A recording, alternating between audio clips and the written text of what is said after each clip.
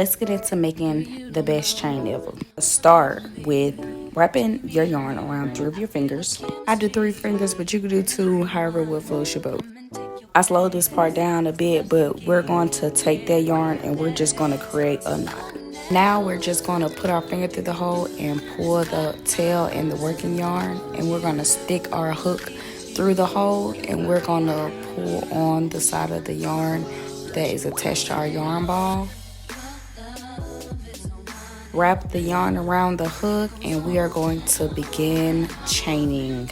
A way to ensure that your chain doesn't have any twist and turn is that you're going to keep those 2 fingers, your thumb and your pointing finger, on your chain at all times. You're not just going to, freestyle it, but keeping it close to that hook really ensures that you won't have any twist or turns in your chain.